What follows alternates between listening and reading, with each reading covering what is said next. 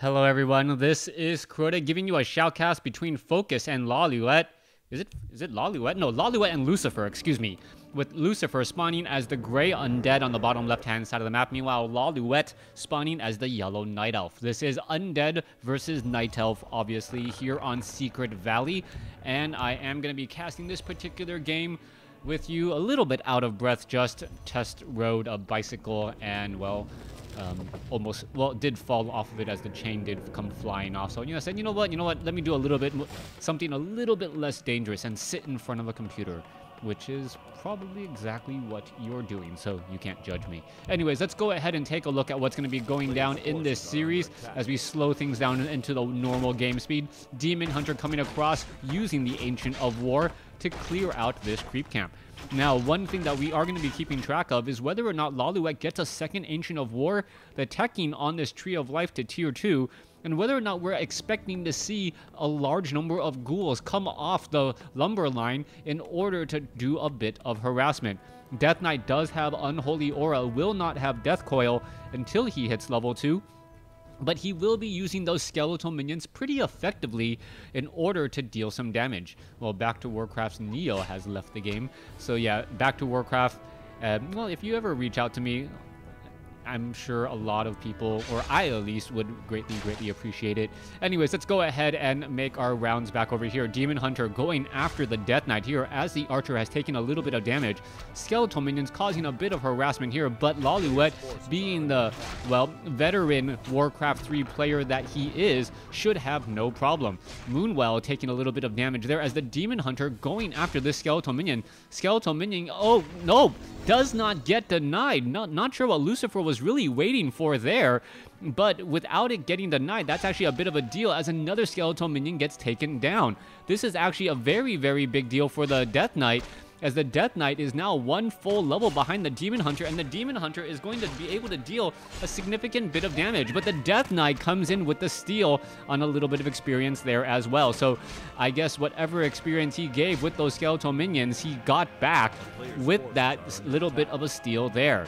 Now, we don't see ghouls coming off. Oh, wait, never mind. We do see ghouls coming off the lumber line now, as we are looking at, well, the Demon Hunter picking up what I believe to be a Manual of Health, giving him a little bit more hit points at 675 over the standard 625 for a level 2 Demon Hunter.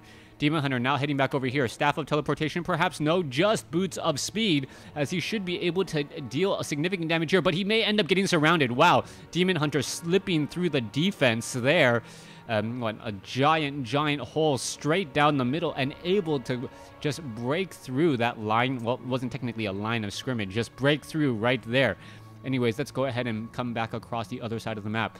Archer is doing a little bit of poking damage onto a skeletal minion here. The tech to tier 2 is nearly completed, as we should eventually see a dual Ancients of Lore. Now, the Naga Sea Witch has already come out with a whole large number of ghouls. Mana burn now onto that Naga Sea Witch there. The Demon Hunter does have to be careful, as the cold arrows are going to slow that Demon Hunter down. However, it will not have, I believe, the full 6 seconds of slow, since it does have hero armor and naturally has magic resistance. Now the Demon Hunter may try and take down some units here. Are we going to see a detonation? Yes, we do. No skeletal minions there, as the Naga Sea Witch still has a fair amount of mana and will continue to have a fair amount of mana until that Demon Hunter gets to level 3. Once the Demon Hunter is at level 3, that mana burn doubles from 50 to 100, really shutting down the Naga Sea Witch for at least a little while, as we now see the Demon Hunter across over here. Not quite sure why a mana burn didn't go down, especially with the Panda right behind it for Breath of Fire to deal damage back to those ghouls. The Demon Hunter is currently just buying time, not quite sure what for though, as the Panda also needs to level up as well. Alright, getting a little bit of distance away from the rest of those ghouls. Death Knight still doing a bit of chasing, and I'm not quite sure who is playing into whose particular plan. Lawliet just being annoying going into the main base here, but really not getting that much done. On the other end of the map, Lawliet has picked up a Mantle of Intelligence on that Panda, plus 3 intelligence, plus 45 mana. Definitely going to help with those Breath of Fires a little bit later.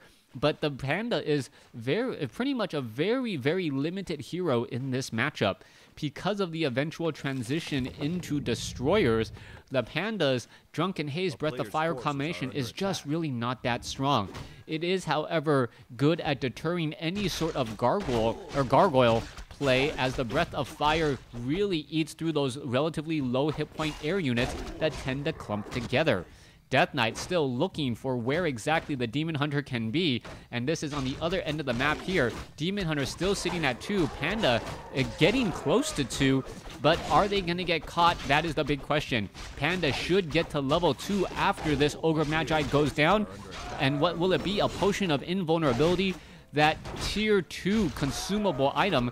Meanwhile, it looks as though the Ogre Magi, there he is, will be dropping another tier 2 consumable as soon as it is felled. Alright, Demon Hunter off to the north. Does he spot this? Is he going to get a mana burn off? Does he steal? I believe he does steal the experience. He steals the experience, but not the item. The item is a Potion of Invulnerability as well, and that was a very big steal. The Death Knight still sitting uncomfortably at level 1 as we are 7 minutes and 30 seconds into this game. Meanwhile, Demon Hunter heading back off to the north, gonna use a bit of those Moonwells again, and we can see that the second Ancient of Lore, or the 2 Ancients of Lore, are training up those Dryads, while Druids of the Claw should not be too far behind. Now, if the Panda can in fact get to level 3, that would be a very big deal. A Pure of Vitality, a very nice item on the heroes at this stage in the game, as the Demon Hunter most likely going to go after this Nope, not going to go after... He apparently cannot seem to decide if he's going to go after that Null Warden. Yes, he will. Takes the long way round to make sure that his back is only to those Null Brutes. It is going to be dropping, I believe, an item or a tome. Is it?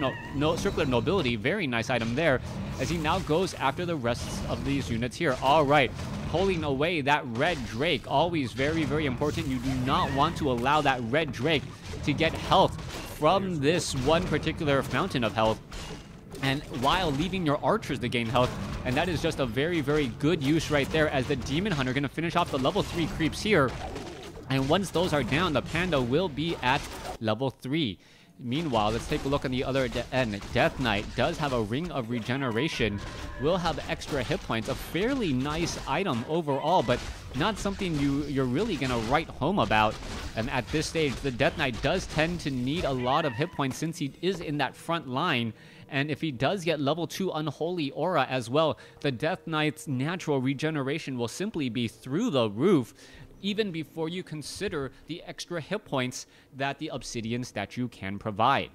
Now, both sides seem to be content creeping their own neck of the woods. Both sides going to easily creep out the Ogre Lord creep camp at the 12 and 6 o'clock positions without any interference.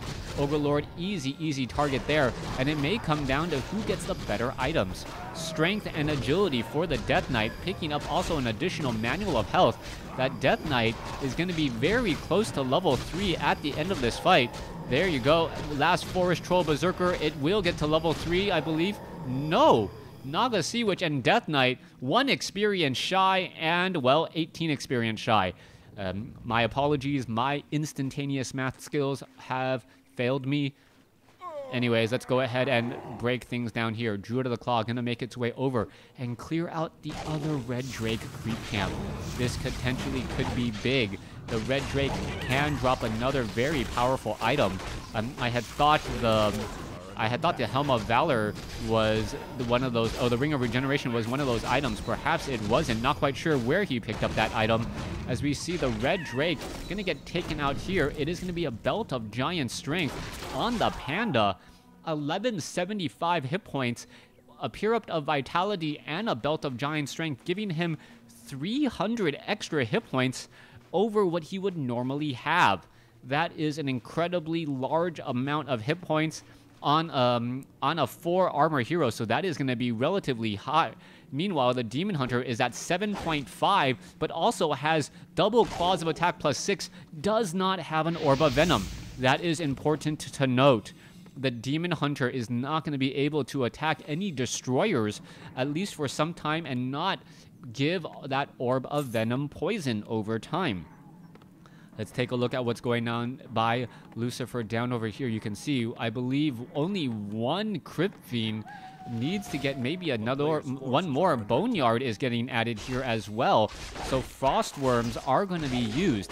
Meanwhile, Demon Hunter now sitting at 4, Panda now sitting at 4, and Cloak of Flames, a very, very interesting items. I'm actually kind of surprised that that is still being held on to. It is often sold, and we may see an Orb of Venom be picked up. No, Claws of Attack +6 sold for an Orb of Venom. Interesting choices there, as the Slippers of Agility only provided +3 attack and 0.9 armor. Would Claws of Attack +6 be better? Well, is 3 attack worth 0.9 armor? No, I'd rather have the 0.9 armor. All right, you are right. Let's come back across here. Lawliet. Players' forces are under attack. Uses the Dust of Appearance. Does see a Shade. The Shade is off to the side, was not spotted. There's a Dust of Appearance right there. That Shade keeping track of all the units. Meanwhile, Tree of Life, an expansion attempt underway. Every creep camp on the map has been cleared out as we are getting improved Strength of the Wild, meaning those bears will soon be 2-0 upgraded. Breath of Fire randomly being used to see if there's perhaps any shades that are randomly following him, and he did not find any. So hats off there to make sure to keep that shade just constantly on the move instead of just blindly following, as the ghouls are now going to get poked apart here. All right, Dryad 2-0 upgrades. It is nightfall, so the Night Elf heroes do have better they do have regeneration during nighttime. I believe they don't actually get regeneration during the day, so they're going to be getting those hit points back up pretty freely. Meanwhile, an Abomination being added by Lucifer, while Lawliet is comfortably sitting at 50/70, perhaps waiting to train up some units. Once he gets in, 1,200 gold, he could easily train up 2 additional... or actually easily train up 2 additional Druids of the Claw, and then by the time those are done, he could train up 2 more fairly fast. Nope, decides to go after Dryads instead, as we're looking at 58/70 now. Double Archers plus, double Dryads plus, what else did he train? I don't see anything else. How did he get up to 58 when he was at 50? Is there another... Oh, Ancient of Wind now picking up Hippogriffs off over to the side. All right, if we see archers, that would actually be an amazing use of units right there, as the Hippogriffs would then counter. Hippogriffs would then be able to just end up sitting on the ground. Let's see what's going to be happening next. A Shade is now looking at the expansion here by Lawliet. No entangled gold mine yet. He needs to perhaps walk over just a little bit more before he can do exactly that. Notices that there's a Shade here, and the Shade is purposely blocking... the Shade is purposely blocking the Tree of Life from being able to entangle that gold mine. All right, that's got to be very annoying. Dust of Appearance, Breath of Fire. There goes the Shade. There is the root, as Lawliet now starts to entangle that gold mine, but a lot of precious time was lost. Dryad now looking around, trying to figure out where this undead army is. Frostworms, ghouls, Death Knight sitting at 3. Nagasiwa sitting at 3, Lich sitting at 2. A very strong composition right there compared to a 4-4, as the Dryads may get intercepted here. This could be extremely bad news, but this is also going to be a little bit of a flank. The Dryads now poking back across the other way. What are they doing? Why did these units back off, as these 9 supply worth of units are just stuck in between the 2 armies, as the Dryads may end up just... Wait, why didn't the Crypt Fiends attack? Okay, not quite sure what happened there, but Lawliet got a free pass in being able to head back home. Meanwhile, Hippogriffs are all here as well. Let's take a look at what's going to be going down. There are 4 Crypt Fiends, count them 4. Only 1 Hippogriff will be standing, as the Druid of the Claw may need to get some rejuvenations down onto the last remaining units. All right, Tree of Life is under attack, down to 700 hit points. Meanwhile, in comes the remaining units. The Tree of Life needs to get repaired. Why is it not? That is going to be too little, too late. A horrible, horrible choice right there by Lucifer losing, or sorry, Lawliet for losing what was his main advantage, the economic advantage. He did not repair early enough. He did not engage while he needed to, and he ended up just absolutely falling apart when trying to save that expansion. Demon Hunter now going to be forced to sit at this location here. I guess that is still all right since there's nowhere else on the map to go. There's no creep camps to go. And expansions for Undead are fairly difficult since you do not have a surplus of any acolytes. Dryads now being forced to pull back here. There is a little bit of slow poison once more. Are we going to see some damage being dealt to ghouls? Getting in some easy damage there. I believe they have Ghoul Frenzy? The movement speed is very fast. Not quite sure why. As the Dryads are heading back off to the north, it could be the Unholy Aura giving them that little bit of bonus. Meanwhile, the Death Knight still has a Ring of Regeneration, but the Death Knight hasn't been in enough battles to really have that Ring of Regeneration account for a lot of hit points. Hippogriffs now coming in. The Hippogriffs are not engaging. Breath of Fire now coming across here. Healing Wave. Detonations about to come in as well, and this could be very big news if it hits all of these heroes. Fork Lightning coming across. Bears now looking to engage. Frostworm taking a fair bit of damage. They're trying to back off. Bears, low hit point bears, 2 of them taken down. A lot of units being lost by both sides. It looks like a Frostworm will get taken down as well as the Demon Hunter taking apart a lot of these units. All right, are we going to see the death of... No, the Lich survives at 65 hit points. Meanwhile, the Tree of Life may end up getting canceled once more, but I believe enough units were lost by the Undead. There is a Death Coil saving that Lich. Demon Hunter now coming back in to join in on the fight to finish off what he started earlier. Cloak of Flames. That Demon Hunter just dealing damage by standing around. Breath of Fire once more. Nagasiwich with Potion of Invulnerability as the Destroyers are now going to get focused down by those Dryads. All right. A lot of damage to be had here. Is it going to get taken down? Dryad going to fall. Bear finishing off a Crypt Fiend. Both sides still fighting. It looks like the Lich may end up getting taken down here. There's a Mana Burn, and there is the GG by Lucifer as Lawliet takes game number 1. Thanks for watching. Thanks for listening. Hope you guys enjoyed game 1. Please stay tuned for game number 2.